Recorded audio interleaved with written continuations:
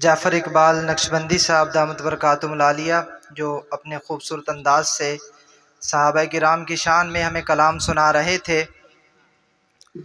یہ جو ہم نے پروگرام کا اہتمام کیا ہے، ہمارا یہ جو چھوٹا سا ادارہ ہے جامعہ صفہ کے نام سے، تو میں آپ حضرات کو بتا دینا چاہتا ہوں، تھوڑا سا مختصر تعارف کروانا چاہتا ہوں اس ادارے کا، کہ جب ہم نے اس ادارے کی بنیاد رکھی تھی، یہاں پر کلاس شروع کی تھی، یہاں ہمیں خالی میدان ملا تھا، کچھ بھی نہیں تھا، اور اسی خالی میدان کے اندر ہم نے صفیں بچھا کر کلاس شروع کر دی تھی، اور 1 سال تک ہم نے بغیر چھت کے یہاں بیٹھ کے الحمدللہ قرآن کریم بچوں کو پڑھایا ہے۔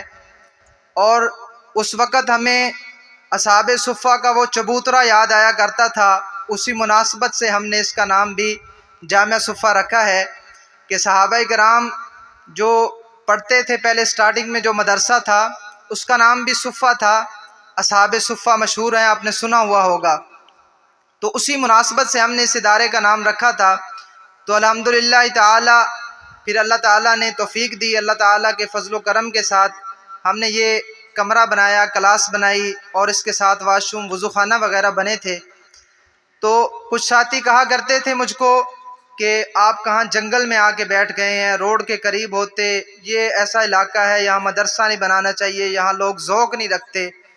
تو میں ان کو کہتا تھا کہ بھائی اگر ہم ہی ذوق نہ پیدا کریں گے تو اور کون کرے گا؟ یہاں پر اگر آپ کہتے ہیں کہ مدرسہ نہیں بنانا چاہیے، میں کہتا ہوں یہاں پہ ضرور بنانا چاہیے، اور الحمدللہ ہم اس محنت کو لے کر چل رہے ہیں۔ تو یہ جو پروگرام رکھا گیا ہے، ہمارے پاس ایک کورس چل رہا تھا فہم دین کورس کے نام سے، جو ہمارے محترم مولانا مفتی محمد شریف صاحب دامت برکاتہم العالیہ تشریف فرمائے، یہ یہاں پہ آیا کرتے ہیں الحمدللہ، اور بچیوں کو یہ پڑھا رہے تھے۔ 40 اسباق کورس ایک مکمل ہوا ہے، اس کے سلسلے میں یہ تقریب ہے۔ اس کورس کے اندر بچیوں کو 40 احادیث مبارکہ ترجمے کے ساتھ زبانی یاد کروائی گئی ہیں، اسی طرح 40 دعائیں ترجمے کے ساتھ زبانی یاد کروائی گئی ہیں، اسی طرح 40 مسائل، 80 عقائد اور 40 من گھڑت باتوں کی نشاندہی کی گئی ہے۔ یہ کورس الحمدللہ یہاں پر 5 بچیوں نے مکمل کیا ہے، اور اس کے بعد اس کا ٹیسٹ امتحان یہ ہمارے محترم جامعہ مسجد عیدگاہ کے امام و خطیب مولانا محمد احمد بلوچ صاحب تشریف فرما ہیں، انہوں نے امتحان لیا تھا اور بہت خوشی کا اظہار فرمایا تھا الحمدللہ، سب بچیوں نے بہت اچھا اس کا ٹیسٹ دیا تھا، امتحان دیا تھا۔ اب انشاءاللہ العزیز بیان کے بعد ان طالبات کے والدین کو مدرسے کی طرف سے سند بھی پیش کی جائے گی۔ تو ابھی آپ حضرات کے سامنے میں دعوت دیتا ہوں ہمارے محبوب و مختوم محترم جناب مفتی عبدالخالق مہار صاحب، صوبائی رہنما جمعیت علماء اسلام، سابقہ MNA کے ٹکٹ ہولڈر بھی ہیں اور ہمارے بہت ہی پیارے محسن ہیں، میں ان سے ملتمس ہوں کہ وہ اپنے خیالات کا اظہار فرمائیں۔ محترم جناب حضرت مولانا مفتی عبدالخالق مہار صاحب دامت برکاتہم العالیہ۔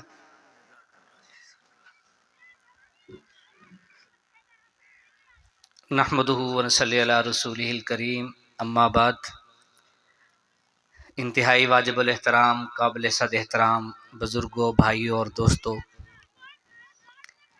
مولانا امیر حمزہ صاحب جس کو میں اور آپ سب سننے کے لیے آئے ہیں، 2-4 منٹ 5 منٹ تک انشاءاللہ آپ کے درمیان موجود ہوں گے۔ ہم سب احباب خصوصی طور پر حضرت خاقوانی صاحب دامت برکاتہم العالیہ کے ساتھ رفیق سفر بھائی جعفر اقبال صاحب، علماء حضرات قاری ناصر جمال صاحب بیٹھے ہیں، قاری عبدالماجد صاحب بیٹھے ہیں، قاری طاہر صاحب تشریف فرما ہیں، مولانا محمد احمد نعیم صاحب، مولانا رفیق صاحب نتھو ڈھاکہ سے ماشاءاللہ تشریف فرما ہیں، ہمارے بہت ہی محترم میاں محمد احمد وٹو صاحب جو بنگلہ دیش 7 ماہ کا سفر کر کے آئے ہیں، وہ بھی اس مجلس میں تشریف فرما ہیں۔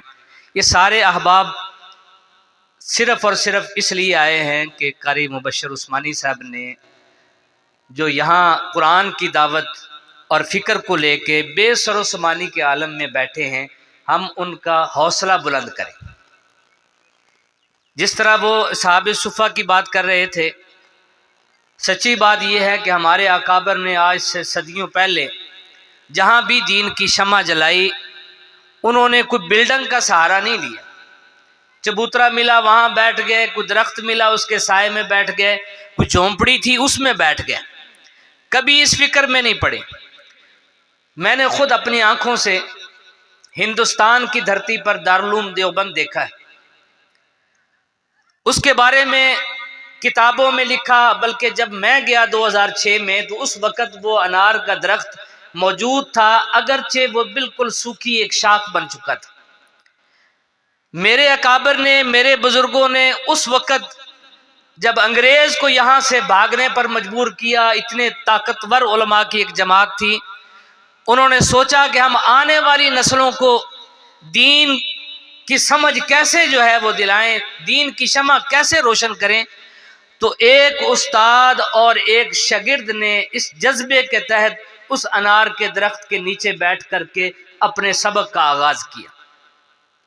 फिर दुनिया ने देखा कि वो उस्ताद और शागिर्द का जज्बा इतना पुख्ता था, इतना उनको अल्लाह पर यकीन था कि आज वो कब्रों में सोए हुए हैं। जिस मदरसे की वो बुनियाद रख के गए थे, इस वक्त वो 182 एकड़ पर फैला हुआ है, 182 एकड़ पर फैला हुआ है और पूरी दुनिया में उसकी शाखें जो हैं वो बुलंद हैं। मैं समझता हूं अगर कारी मुबशर उस्मानी साहब ने जिनसे पढ़ा, उन्होंने आगे किसी से पढ़ा होगा, उन्होंने आगे कहीं से पढ़ा होगा, तो ये चलते चलते आपको उसी दारुल के किसी उस्ताद के साथ ये निस्बत हासिल हुई होगी। ये मेरे आपके लिए बड़ी सादत की बात है। यकीनी तौर पर जहां ये दीन की शमा रोशन की जाती है, अहले इलाका की बड़ी जिम्मेदारी होती है। याद रखें, जो लोग दर्द दिल रखते हैं, दीन वालों के हौसले बुलंद करते हैं, दीन वालों को अगर कुछ दे नहीं सकते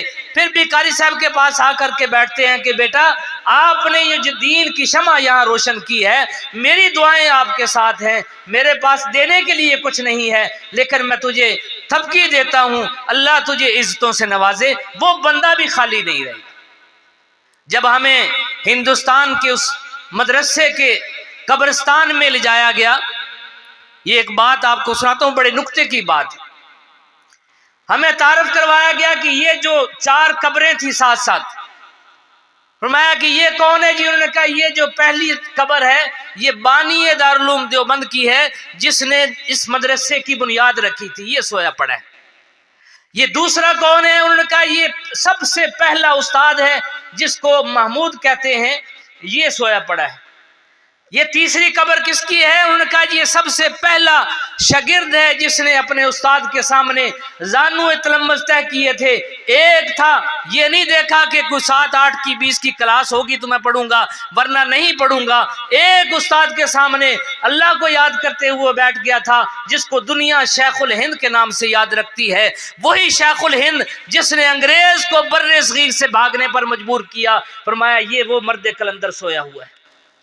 जब पूछा गया कि ये चौथी कब्र किसकी है, तो बताया गया कि ये हाजी मोहम्मद आबिद साहब हैं। भाई ये कौन है जो उलमा के साथ इस शान और शौकत के साथ, इस ठाट बाट के साथ सोया हुआ है? तो उस वक़्त बताया गया कि ये वो हाजी मोहम्मद आबिद साहब हैं जिन्होंने दारुल उलूम की बुनियाद के लिए 1 रुपया चंदा दिया था, सबसे पहला चंदा। उस वक़्त ठीक है उसे 1 रुपए की हैसियत होगी। आज मेरे दोस्तों, आप और मैं, आप देखें वो किस शान और शौकत के साथ आज 1 रुपया देने वाला वो भी वहां सोया हुआ है। वहां अंग्रेजों को नाको चने से बोने वाला, बर्रे सगीर की धरती से भागने पर मजबूर करने वाला, तहरीके रेशमी रुमाल, तहरीके तरके मवालात, तहरीके खिलाफत जैसी बड़ी बड़ी तहरीकों का वो सरबरा, वो कायद, वो भी उसके साथ सोया हुआ है। तो ये अल्लाह जल्ल शानुहु ने उनको ये एजाज और ये निस्बत कैसे अता किया? मेरे मोहतरम बुजुर्गों और दोस्तों, दीन की निस्बत से अता किया। आज हम और ये सारे उलमाए किराम अपने अपने इलाकों में अल्लाह ने इनको बड़ी इज्जतों से नवाजा है। यहाँ जो इस खुली फिजा में कारी मुबशर उस्मानी साहब के साथ खड़े हैं, हम उनको यकीन दिलाते हैं अल्लाह ने आज आपने जिस अज़म के साथ बेसर उस्मानी के आलम में कुरान की शमा रोशन की है, इंशाअल्लाह ये एक वक्त आएगा और एक तनावर दरख्त बन जाएगा। हमारे मेहमान बिरादर मुकर्रम मौलाना अमीर रमज़ा साहब तशरीफ ला चुके हैं।